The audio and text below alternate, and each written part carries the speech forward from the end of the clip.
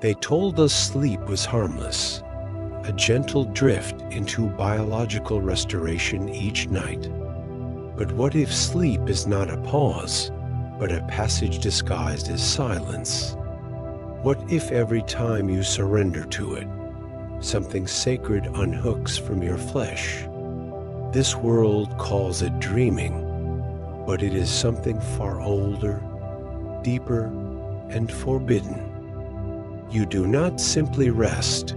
Your soul steps into frequencies that waking life cannot decode. The body sleeps, yes, but your essence wanders places the conscious mind was taught to forget. This is the mystery of sleep, not rest, but return, not shutdown, but initiation. The ancients knew it. Tribes, temples, secret orders, they called it the sacred fall. Each night, you descend the spiral, through shadows, through mirrors, through the crack in illusion. And when you do, your consciousness is no longer bound by the rules of this realm. You are no longer time-bound, flesh-bound, mind-bound.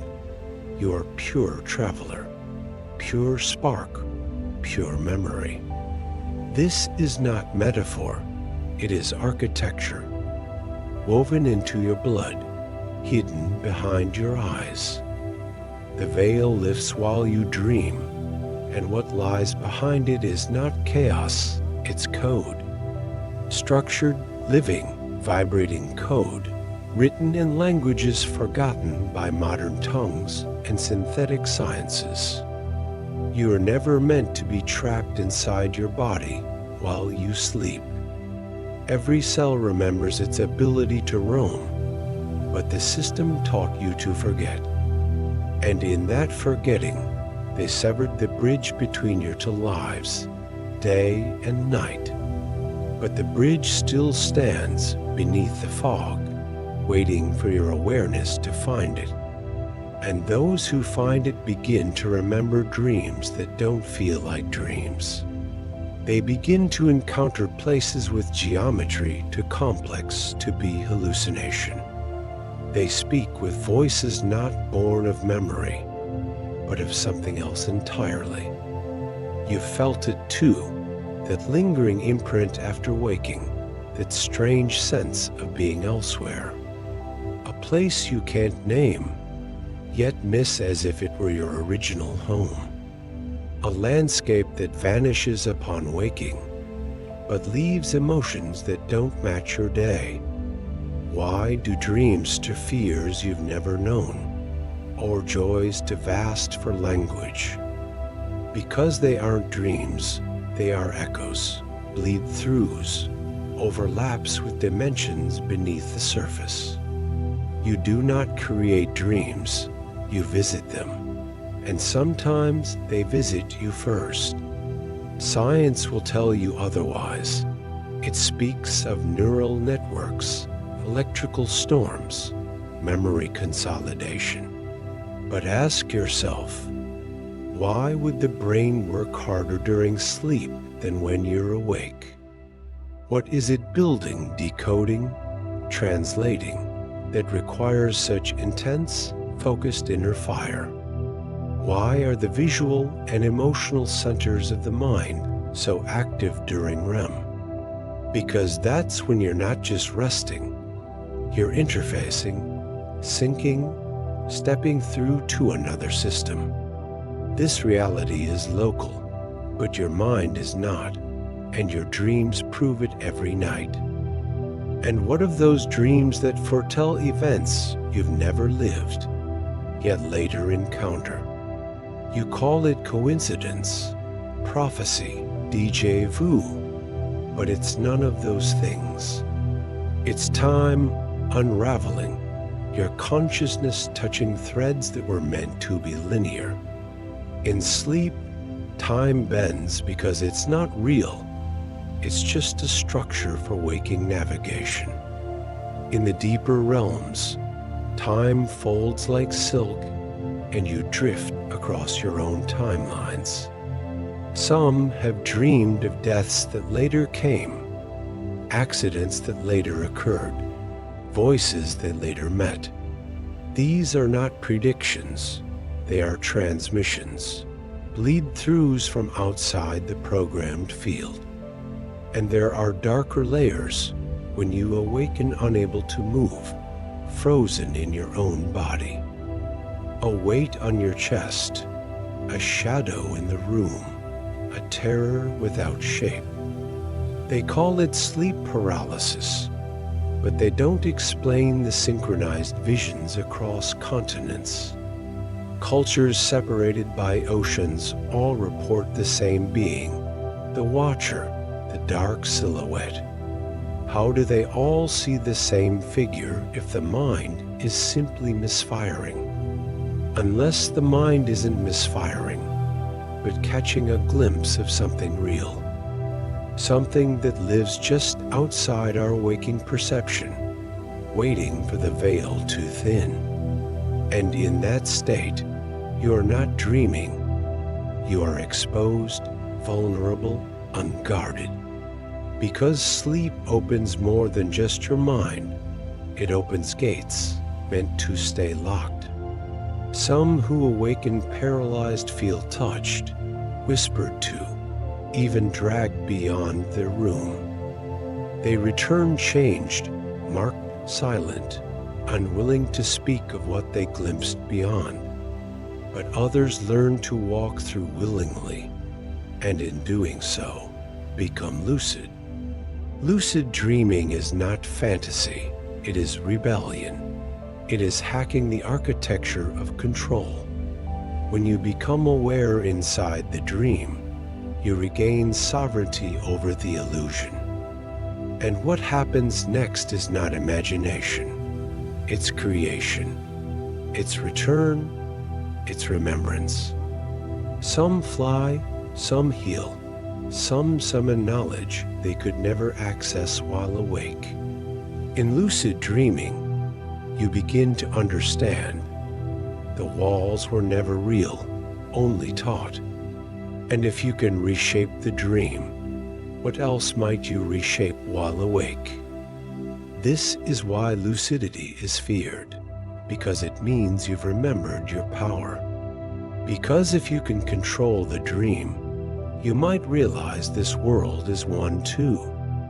And that is dangerous to those who feed off your unconscious submission to illusion.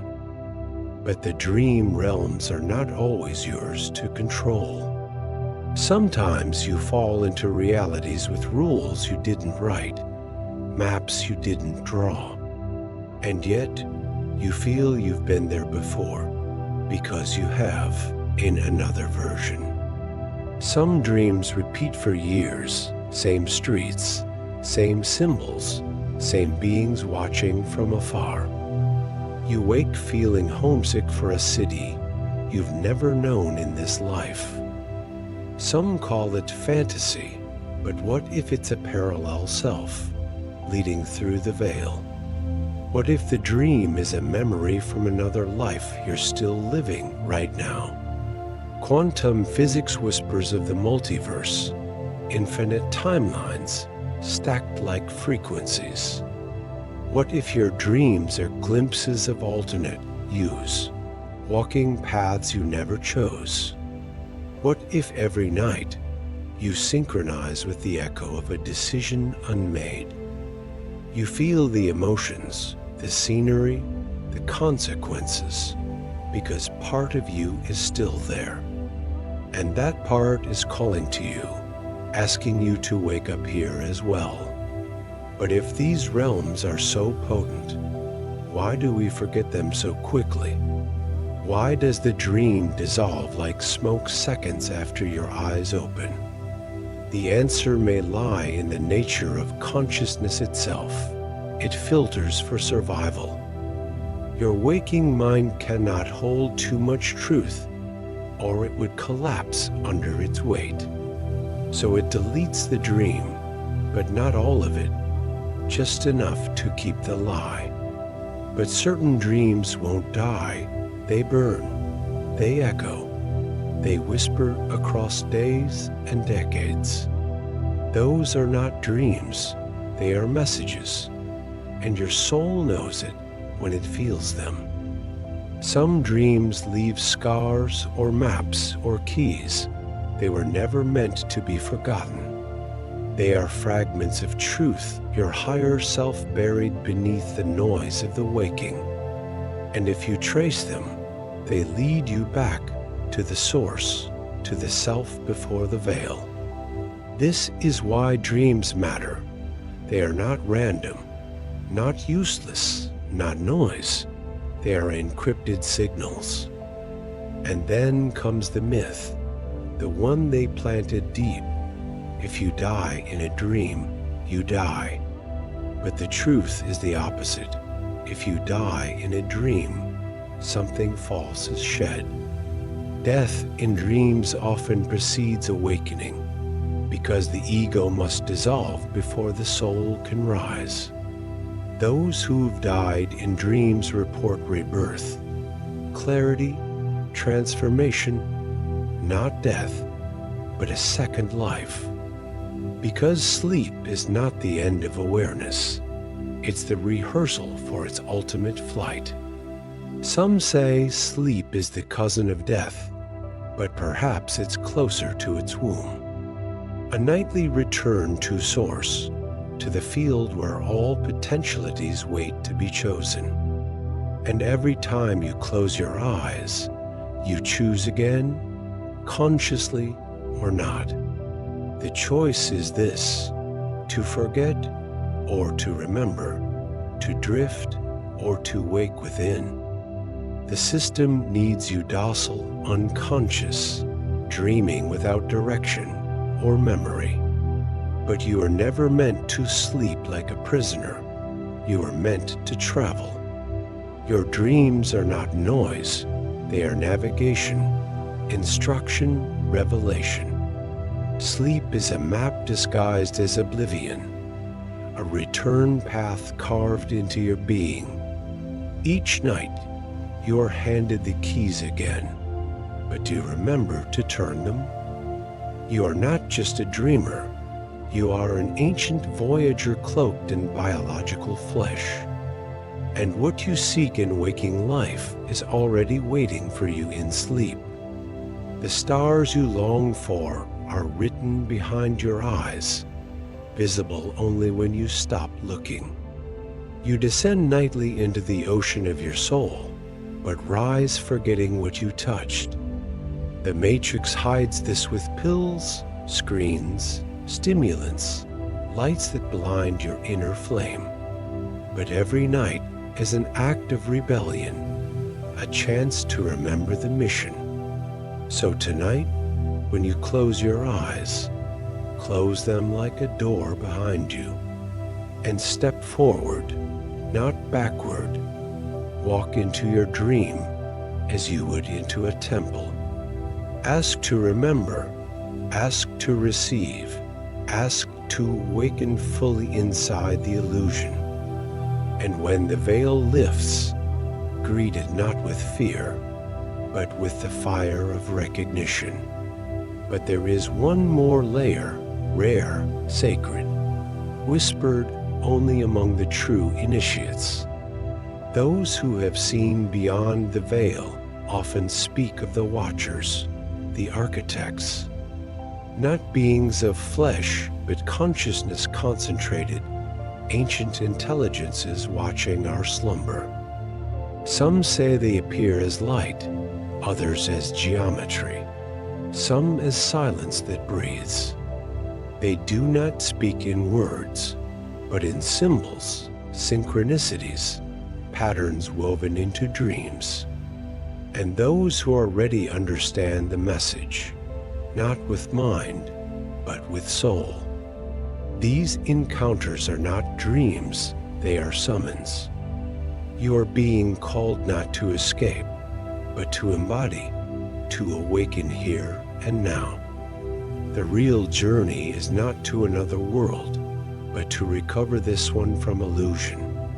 Because when you wake inside your dream, you begin to dream inside your waking. You see the matrix for what it is, a construct layered atop a forgotten Eden. You begin to remember the sacred blueprint, the original code buried in your DNA. Sleep becomes the meeting point, the communion, the rehearsal of remembrance. Not just rest, but rebellion against forgetfulness, resistance to hypnosis, refusal to remain blind. And dreams become not entertainment, but education, initiation, integration. And so each night, you are invited, not commanded, not forced, but gently invited, to cross over, to release the mask, to hear the whisper that calls you home. The choice is yours to drift endlessly or to return with fire in your chest. Remember this, you are not a body that sleeps, you are a traveler that returns. Returns to the source, the stars, the origin before name, nation, or number. You are the dreamer, yes, but you are also the architect, the code, the cosmos. Tonight, surrender not in forgetfulness, but with fierce intention to remember it all. Look for the signs, the doorways, the patterns, the watchers, the echoes of your real self. And when the dream begins, ask the question that bends the illusion. What if this is the dream, and what comes next is the awakening? If this message stirred something buried in your core, write "dream" in the comments below. Subscribe to Wake Up Now and join the tribe that no longer dreams blindly in the dark. Watch the next video on screen and begin unlocking the reality behind your nightly journey. Because sleep is not where you rest, it's where you begin remembering who you truly are.